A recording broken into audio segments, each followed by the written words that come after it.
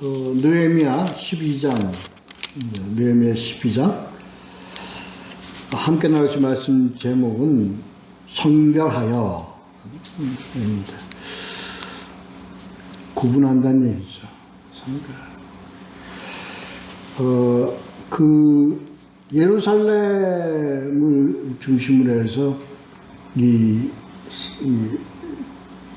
거민들을 잘 정착을 잘 시키고, 그래야 예루살렘에서 수가 적은 자들을 보충하며, 이것은 바로 하나님의 성전을 지키며 중전 중심으로 이 나라를 그러니까 바로 이끌어가기 위한, 그리고 나아가서 또 하나의 개혁적인 어떤 의미로 이러한 작업을 했었죠. 이 일이 마친 후에, 정비가 다 재정착이 이루어진 후에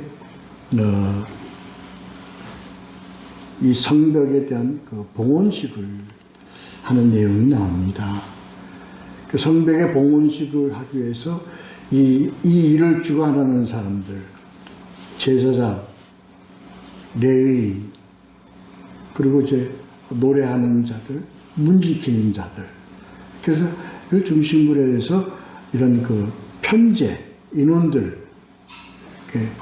그러한 것을 기록적으로 어떤 가문별로 이렇게 기록을 할 정도로 하는 인원들을 배치하고 했습니다. 그 다음에 이제 봉헌식을 통해서 어떻게 진행되었는가를 나타내고, 그리고 이 일을 주관하고 이를 헌신하는 레위인들에 대해서는 하나님이 어떻게 이들을 대우하였습니까 하는 것에 대한 내용들이 오늘 이 전체의 어떤 내용입니다. 줄거리입니다. 왜 이러한 내용들을 수록했는가 하면, 오늘 전체적인 어떤 본문을 통해서 우리가 함께 볼 텐데요. 결론적으로 얘기를 하자면, 이를 통해서 다 흩어졌잖아요. 다 뿔뿔이 헤어졌잖아요. 그리고 잃어버렸어요. 뭘 잃어버렸어요? 하나님과의 관계에 어떤 관계를 잊어버렸다고요. 삶에서 잊어버렸다고요. 그래서요, 포로 시대 때 예루살렘이었고 유대에서, 남유다에서 뭐가 있어요? 제사를 드릴 사람이 없어요. 이걸 다시 어떤 우리가 신앙생활을 하고 싶어도 어떻게 해야 되는지, 어떻게 우리가 하나님께 드려야 되는지 하는 거에 대한 그런 것을 전혀 모를 이때에 먼저 포로 귀환을 시켜서 돌아오게 해서 다 이제 주민들을, 거민들을, 백성들을 다 안정화된 삶의 토대로, 그리고 다 배치한 후에 그 다음에 한 일이 뭐였냐, 바로 제사를 바로 드릴 수 있도록, 이것을 하나님께 제사를 바로 드릴 수 있도록 체제를 정비한 것이다. 그렇습니다. 그래서 신앙을 다시 재확립할 수 있도록, 다시 하나님과의 관계를, 회복된 관계 속에서 그런 관계를 유지시켜 나아갈 수 있도록 예배를 통한 하나님과의 관계를 재정립했다. 그래서 오늘은 주된 내용이 바로 예배 회복입니다. 예배 회복입니다. 이게 나타내는, 느헤미야 12장에서 나타내고 있는 하나님의 메시지입니다. 그래서 우리가요, 이런 하나님과의 관계를 우리가 바로 바른 관계 속에서 우리가 가려면은 바로 이런 예배가 바로 회복되어져야 된다. 다시 말해서 예배가 하나님께서 우리에게 정해주신 그 관계 속에서의 예배, 이거를 우리가 다시 회복해야 된다, 찾아야 된다 하는 것이 오늘 이 12장을 통해서 주는 메시지입니다. 먼저요, 세 단락으로 나누면 1절부터 26절까지가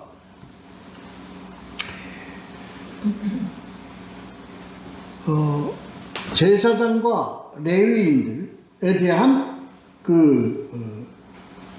어떤 가문, 그리고 어떤 이들이 맡아야 될 어떤 예배 가운데 맡아야 될 역할들. 그러니까 그 역할을 맡은 것이 누가 그 역할을 맡고 누가 그 일을 하나, 누가 그 책임을 지고 누가 그를 지휘하느냐 하는 것에 대한 내용입니다. 그렇습니다. 이게요, 우리가 하나님과의 관계 속에서 예배를 드릴 때에 어떤 체계, 직분, 역할, 이것이 다 나누어져 있다 이겁니다. 그렇습니다. 먼저 우리가 지난주에 우리가 이걸 했을 때 가장 하나님께서 기뻐하시고 복 주시는 자는 뭐하여? 자원하여라는 있습니다. 그래서 1절부터 26절 사이에 이 모든 하나님이 정해주신 이 레위인들의 직분과 역할과 이 모든 일들은 뭐를 바탕으로 하는 거예요? 자원함으로의 바탕이 있는 겁니다. 이게 하나님과의 관계 속에서 가장 기본적인 우리들의 자세입니다. 그게 뭡니까? 나아옴입니다. 나아온다는 거예요. 하나님께 나아온다는 것이에요. 우리가 하나님께로 나아간다는 마음의 이 근본, 바탕이 너무나 중요한 겁니다. 이 자들을 하나님께서 뭐예요? 복주심으로의 어떤 그런 관계가, 이게 예배의 본질입니다, 이게.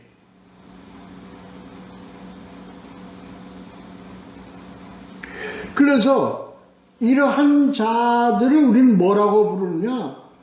불러낸 자들이라고 그러는 겁니다. 불러낸 자, 하나님께서 누구를 불러냈어요? 자원하는 자들을 불러내신 거예요. 이게 하나님이 가장 기뻐하고 하나님께서 가장 복 주시기를 원하는 자들입니다. 누구한 자? 자원하여 하나님께로 나오는 자들입니다.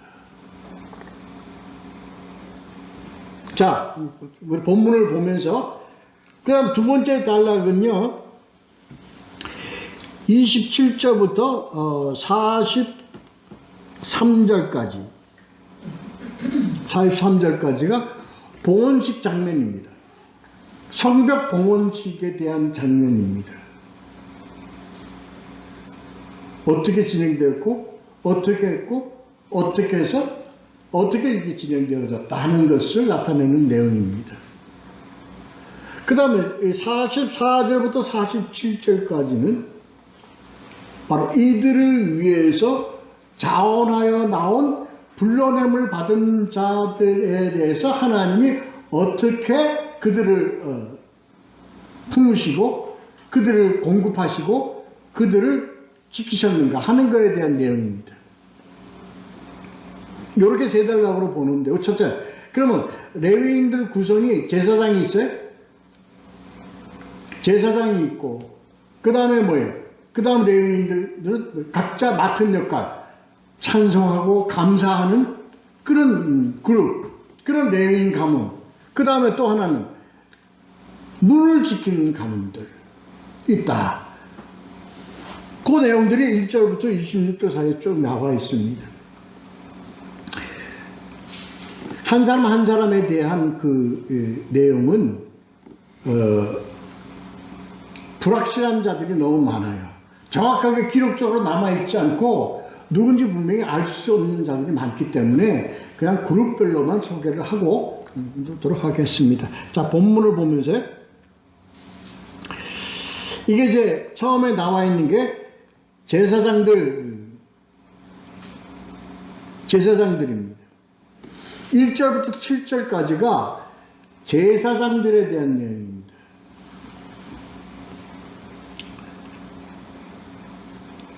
(22명으로) 되어 있는데요. 원래 그 24반열이라고 되어 있는데 그것이 서로 교대해가면서 그 역할을 했는데 여기는 22명만 소개되어 있다.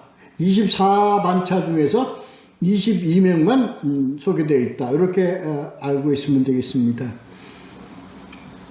이게 그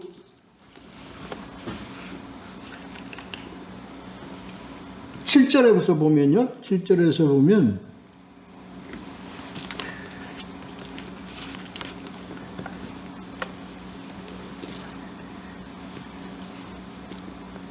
예수와 때의 제사장들과 그들의 형제 지도자이었느니라 되어 있습니다. 그러니까 제사장들이었습니다. 누구 때? 예수와 때에.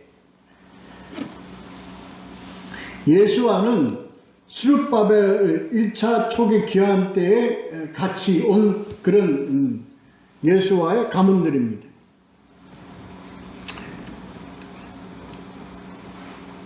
그렇습니다. 1절부터 7절까지가 그렇고요. 인맥에 대한 나열이 왔다 갔다 하기 때문에 그 책에만 알고 우리가 넘어가도록 하겠습니다. 그렇습니다. 8절, 9절은요, 그런 제사장 중에서, 이 찬송하는,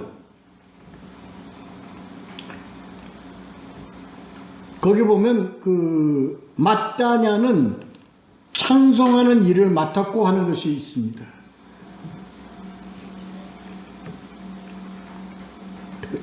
그 중에서는 찬송하는, 제사장 직분 중에서는 찬송하는 직분을 맡았던 사람들이 있다. 8절, 9절 보시면 됩니다. 그리고 10절, 11절은 그 가문들에 대한 소개입니다. 예수와는 요아김을 낳고 10절 보면 누굴 낳고 하는 내용들입니다. 그러니까 포로 귀환 시대에 활동했던 대제사장의 계보다 말이에요. 계보.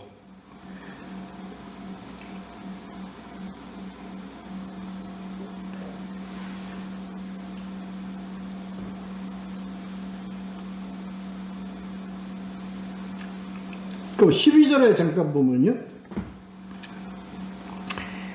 12절에서부터 21절까지에 나와 있는 그 쭉 명단들이 있습니다.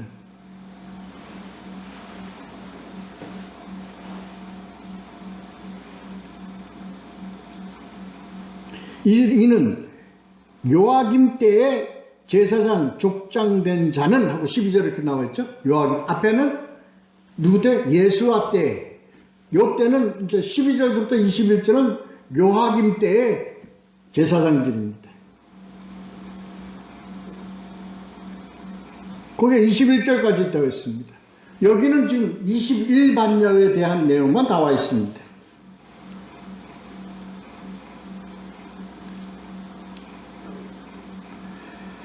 자, 22절부터요, 23절에는 이러한 모든 그런 가문, 계열의 제사장들에 대한 계보나 이런 명명은 다 어디?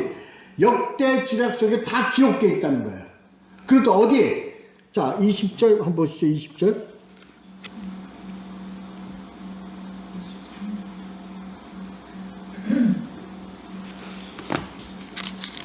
그러니까 제사장과 레위 사람들에 관한 기록입니다. 이 기록들이 다 되는 거예요. 22절 보시면 엘리야십과 요나단의 쭉쭉쭉 나오는 모든 것 다 어디에?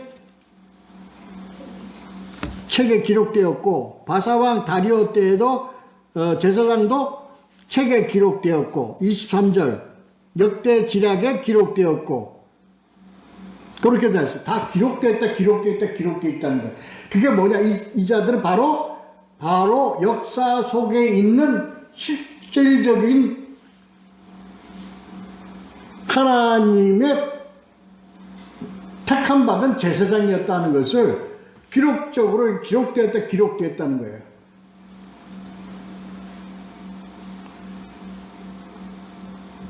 그렇습니다. 거기서 여기 보면 24절에 보면요,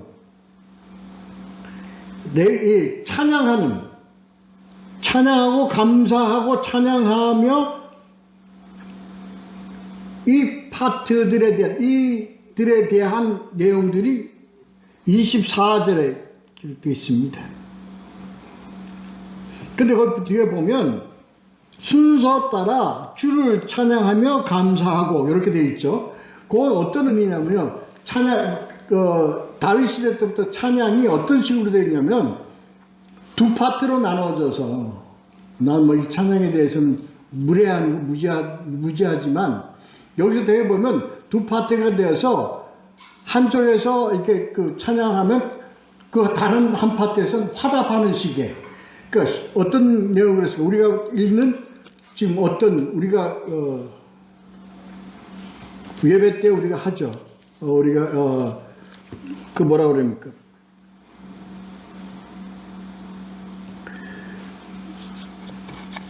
성시교도 오늘 우리가 시편 128번째 우리가 교동문을 함께 나눴는데 이걸 뭐 찬양식으로 말씀을 던지면 화답하고 말씀을 던지면 화답하고 이런 식으로 했다는 것으로 나타내는 것 같아요. 그렇습니다. 개인적으로 제 생각할 때는요, 왜 우리는 찬송을 할 때 이렇게 이런 식의 찬송은 왜 하지 않을까? 이게 굉장히 저는 생각할 때 굉장히 좀 뭐랄까, 주님과 서로 대화를 나누는 식의 찬양이 왜 안 될까? 왜 그런 것이, 이게 우리가 뭐가 돼? 실체적으로 이런 찬송이 되는 것이 우리가 하나님의 말씀을 듣듯이 그 찬송 속에서 주님과 교통하는 식의 어떤 찬양이 왜 좀 활성화되면 어떨까 하는 생각을 가지고 있습니다. 그렇습니다. 그 다음에요.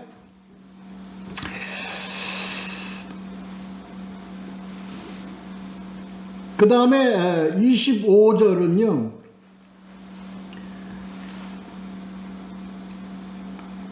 파수꾼, 곡간을 파수하였으니, 곡간을 파수하는 자들, 이 지킨 자들이라는 얘기입니다.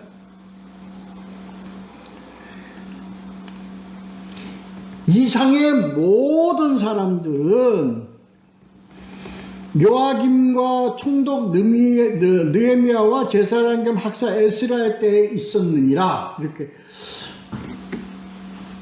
사실적, 실제적으로 그렇게 했다는 거예요.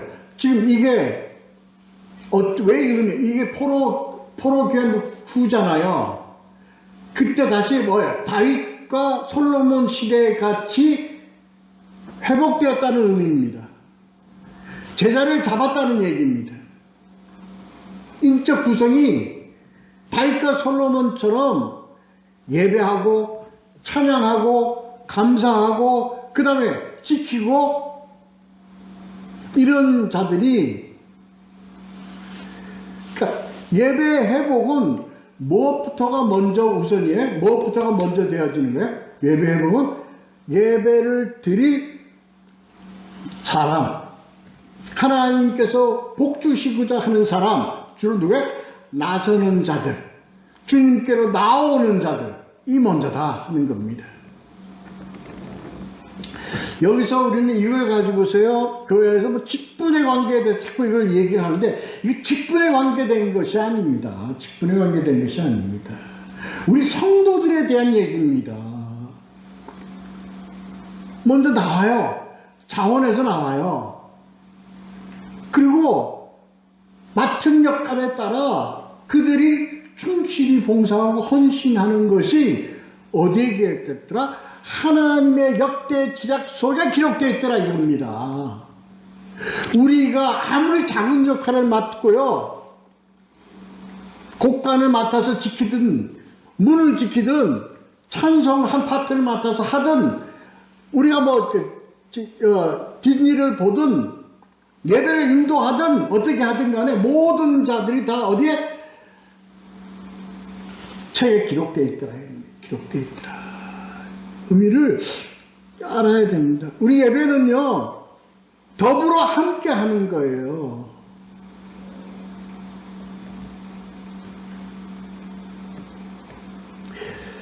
이 말씀이 우리들에게 잘 됐으면 좋겠어요. 그래서 예배는 어떤 예배가 가장 아름답고 좋은 예배냐? 누가 중심적으로 끌고 가는 예배가 아니라 서로가 더 더불어 함께 하는 식의 형태의 예배로 가야 된다 이 얘기입니다.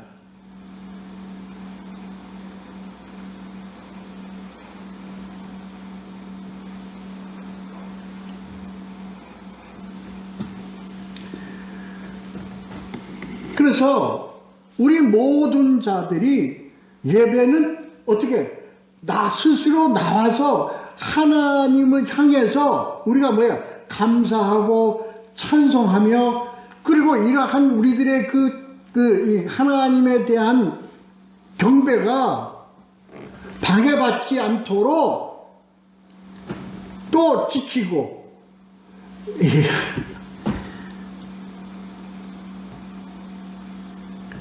그걸 의미하는 겁니다. 지금 그것이 어디에 기록됐다?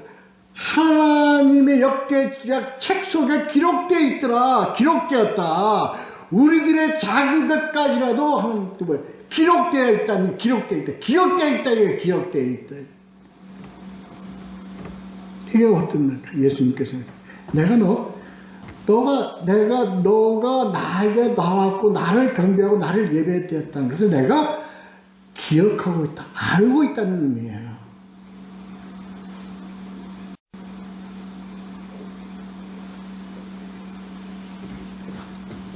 그렇습니다. 자, 두 번째 단락 보도록 하겠습니다. 그래서 예배는 하나님의 불러냄을 모인 자들이 하나님을 향하여 자원하여 감사하고 찬양하며 이 예배다. 그러면 그러한 예배가 어떠한 형식으로 진행되어졌느냐? 이 예루살렘 성벽 봉헌이란 그 제사를 통하여 예배의 형식과 예배에 대한 그런 지켜야 될 규칙과 원칙들이 어디에 기록되어 있다?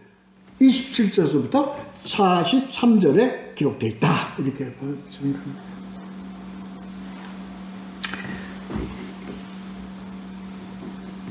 예배뿐만 아니라 교회와 모든 공동체는 양면이 있다. 양면이 있다.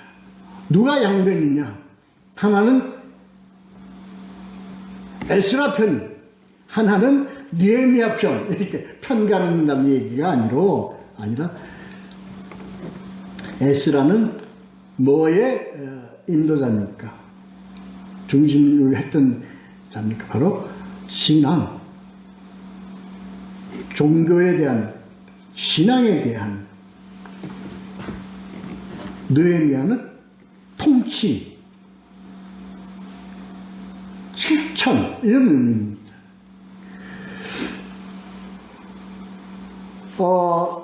하나님께서는요, 이스라엘을 진행시킬 때 항상 두 방향으로 했습니다. 두 방향으로 갔다는 게 아니라 두 축을 가지고서 진행해 나가도록 했습니다. 그게 하나는 모세와 하나는 아론입니다.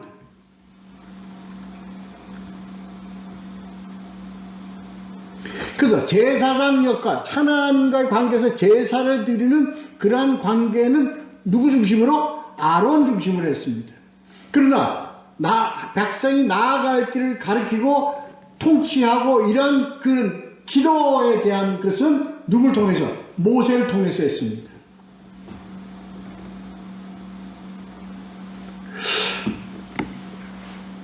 교회가, 아니, 하나님의 공동체는 이 두 축이 평행선을 갖고 가도록 했습니다.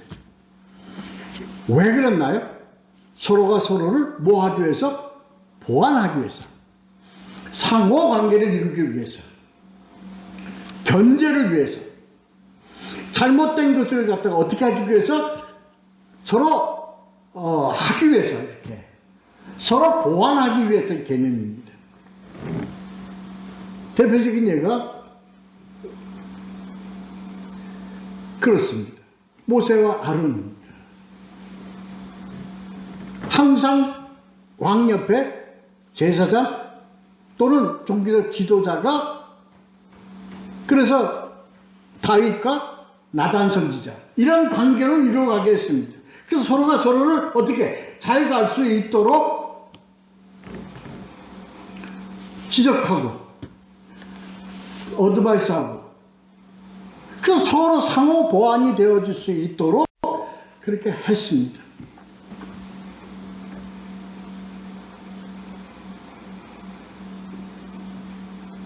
이게 어디야? 근데 지금 이게 어디에 나타나 있냐면요. 지금 이제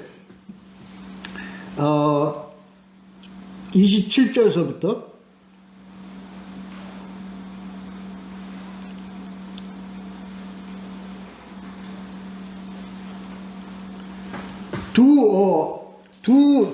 두 대열이 있습니다. 하나는 성 안으로 들어가서 왼쪽으로 돌게 하고, 이게 에스라를 통해서 지도에 가는 한 그룹은 왼쪽으로 돌게 하고, 그 다음에 느헤미야를 중심으로 한 또 다른 대열은 어떻게 반대편으로 돌게 해서 어디에서 모이냐? 하나님의 성전 앞에서 합체되게 합니다. 이거를 우리는 의미적으로 해석을 해야 됩니다. 행위적으로 해석을 하는 게 아니라 의미적으로 해석을 해야 됩니다. 가다가 이 두 대열이 하나님의 다시 말해서 하나님 앞에서 서로 어떻게 돼요? 합쳐진다는 얘기입니다. 이 의미를 우리가 생각을 해봐야 됩니다. 우리는 신앙이라는, 하나님과의 관계에서 신앙이라는 게 있고, 이게 이 땅에서 이 신앙의 일을 이루어 나아가기 위해서 해야 될 어떤 실천적 의미가 있습니다.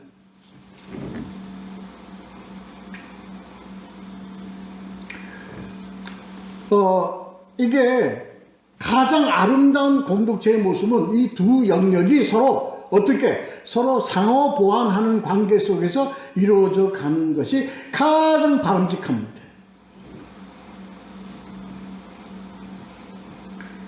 이게 그래서 예수님께서 제자들을 파송할 때요, 어떻게 파송합니까? 둘씩 조를 짜서 갚아내게 합니다. 그 의미는 꼭 그것이 무슨 신앙적이고 실천적 이런 관계의 그런 성격뿐만 아니라 서로가 서로를 돕고 서로가 서로를 지켜보고 객관화시키면서 서로가 잘 갈 수 있도록 서로 도움의 의미가 있는 겁니다. 오늘날 하나님의 공동체가 잘 가려고 하면 이 두 축이 서로 견제와 그리고 보완과 서로 도움으로써 이상적인 하나님 앞에서 서로 합쳐지는 그런 목적이 수단 달성되어질 수 있도록 그렇게 운영되어져야 가야 한다는 겁니다.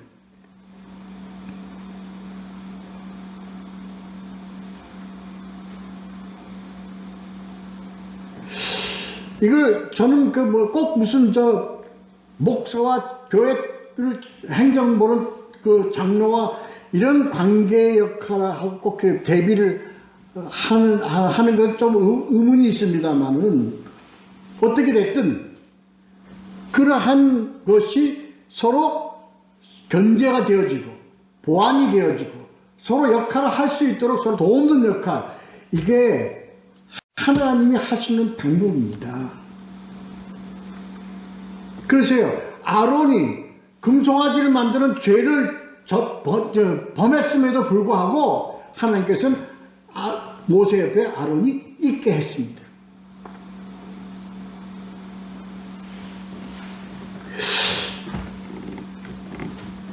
잘못되어질 수가 있습니다.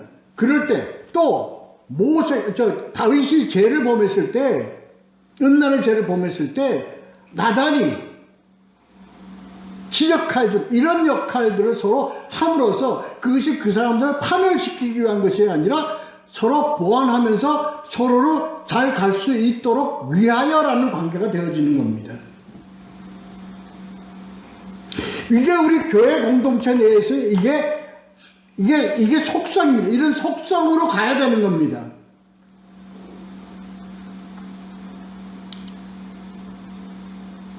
그게 쉬운 것 같지가 않습니다. 그래서 어디서 합쳐지는 포인트가 어디냐? 바로 성전, 하나님 앞에서 합쳐져야 된다는 겁니다. 이 얘기는 하나님 안에서 이루어져야 된다는 겁니다. 오직 타켓은, 목적지는 하나님이다라는 거예요.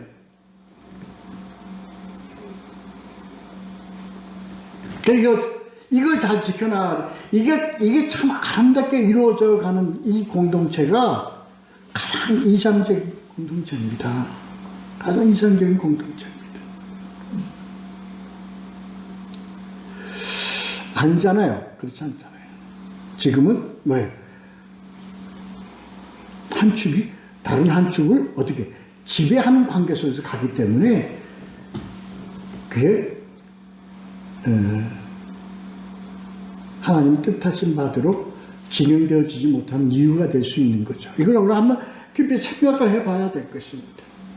이걸 서로 지켜주는 것이 관계가 뭐가 되어져야 됩니다. 우리가 모든 목적과 모든 향하는 마지막 최종 목적지가 다 어떻게 하나님께로 있으면 되어진다.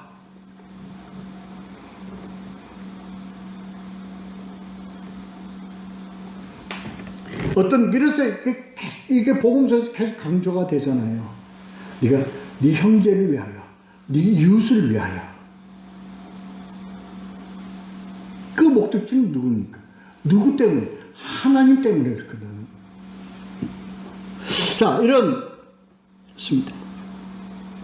자, 이 순서가 그렇습니다. 지금 27절부터 43절까지 나와 있습니다.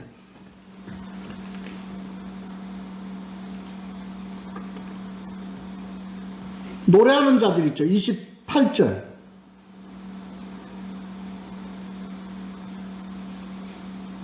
이 노래하는 자들이 참고, 그 다음에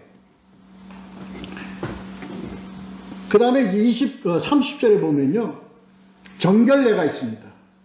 결례의 순서가 있습니다. 이 정결이라는 것은 몸을 씻고 이렇게 해서 몸을 깨끗하게 해서 하나님께 나아간다는 의미인데, 이건 우리가 영적인 의미로 해석을 해야 됩니다. 이것은 야고보서 1장 27절에 보면 여기 나와 있습니다. 이게 뭐냐? 정결하게 한다는 것이 뭐냐? 그리고 성경건이라는 것은 뭐로 나타내느냐?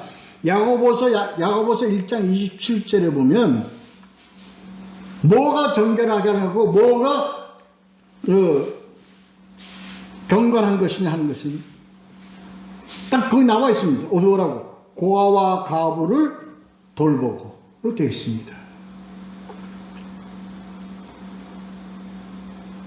세속에 물들지 않고 고아와 가부를 돌보는다는 이게 무슨 내 정결하고 성결이 왜 이런 관계가 이게 하나님께로 나아가는 우리들의 신령을 의미하는 겁니다.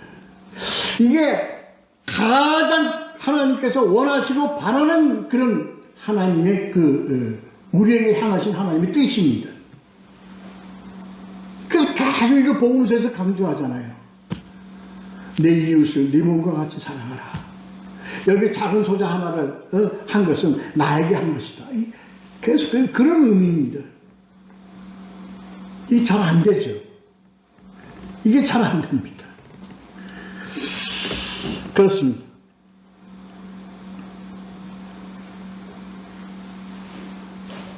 그리고 이러한 우리 이 마음, 우리 청결하게 하는 이것이 정결한 우리들의 심령이 아버지께서 원하시는 거라고. 우리를 정결하게 하는 심령이라는 게 뭡니까?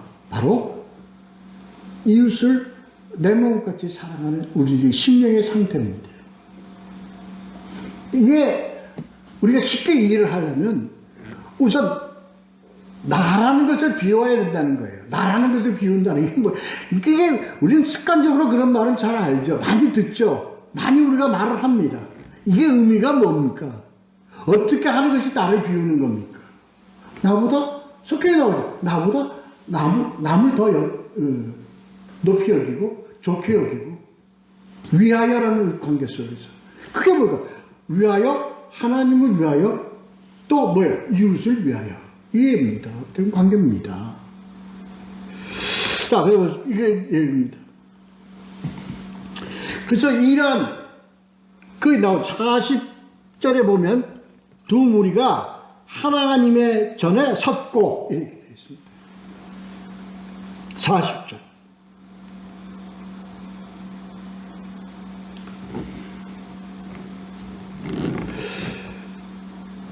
신앙, 아니 종교, 신앙과 실천은 오직 뭐예요? 하나님 안에서 하나님과 같이 하나가 되어야 된다. 합쳐져야 된다. 어떤 의미입니다. 중요한 의미입니다. 그 다음에 41절. 제사, 예배는 뭐로부터 시작돼? 나팔을 잡음으로. 나팔은 뭘 위해? 선포입니다. 알리는 겁니다. 선포하는 겁니다. 외치는 겁니다. 뭘 외치는 겁니다? 하나님의 말씀을 외치는 겁니다. 하나님을 외치는 겁니다. 하나님이 오셨다. 이 자리에 함께 계신다. 우리에게 뭘 뜻하신다. 뭐라고 말씀하신다는 거 전하는 것이 선포입니다. 그게 나팔입니다. 그래?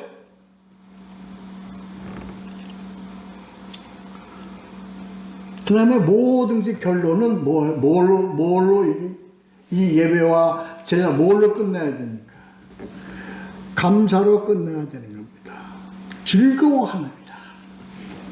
43절. 심히 즐거워하였고 하나님이 즐거워하심으로 우리를 즐거워하겠다 이 얘기입니다. 이 즐거움이 만방에 퍼지는 겁니다. 그래서 멀리서도 들렸느니라. 소리만 고래고래 질렀다고 즐거웠던 게 아니고 우리들의 기쁨과 우리들의 감사가 넘쳐났다는 얘기입니다. 넘쳐났다는 얘기입니다. 이게 감사하면 우리의 은혜가 넘쳐나서 우리의 은혜의 지경들이 더욱더 넓혀져야 된다는 겁니다. 넓혀져야 된다는 겁니다. 이러한 예배에 헌신하고 종사하고 이러한 제사장 된 우리는 예수 그리스도 대제사장을 함께하는 제사장 된 우리는 성전으로서의 삶을 사는 우리는 44절부터 47절 하나님께서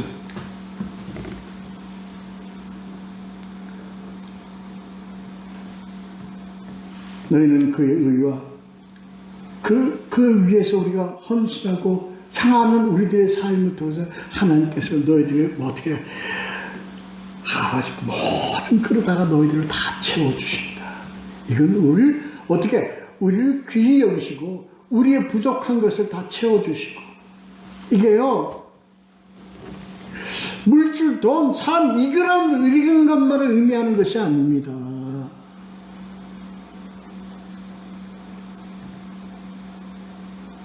풍성하게 해주.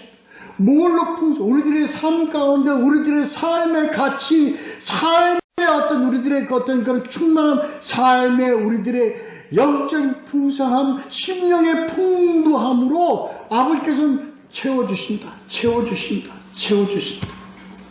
가장 좋은 것으로서 채워주신다. 가장 좋은 것으로 채워주신다. 그게 어디에 나와 있어요? 뭐 저기 45절에 나와 있네.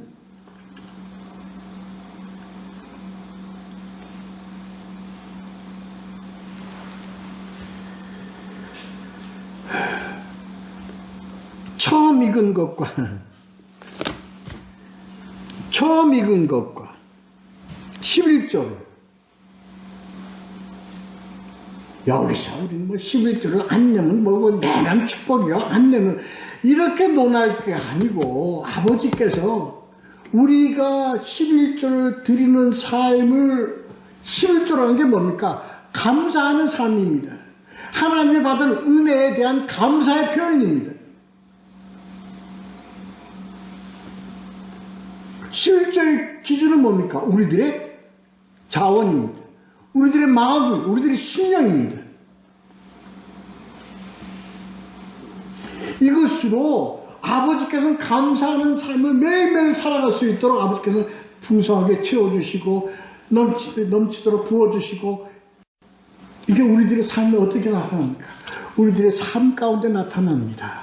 그래서요, 비록 우리가 부족하여도 우리가 좀 좋은 것을 못 입어도 좋은 것을 좀 못 누리고 살아도 우리들이 하나님과의 관계에 있어서 우리들의 삶은 어떻게 돼? 이 삶은 누가 갖는 거예요? 내가 갖는 삶입니다. 부족함이 없어요. 넘쳐나요. 매일매일 경험하면서 살게 해요.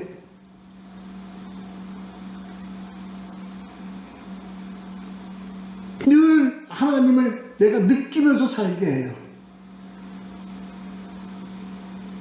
감사해요. 또 기대가 돼요. 또 어떠한 나에게 어떠한 것으로 나의 하나님의 존재, 하나님이 함께 하시는 우리로 알게 하고 경험하게 하고 깨닫게 해주실까.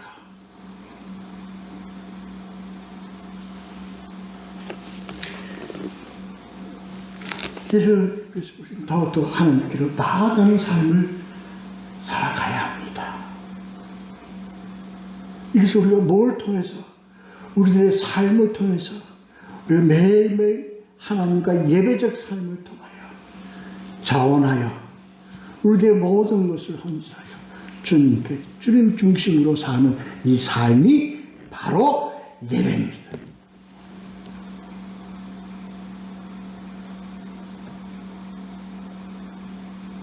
기도하시겠습니다.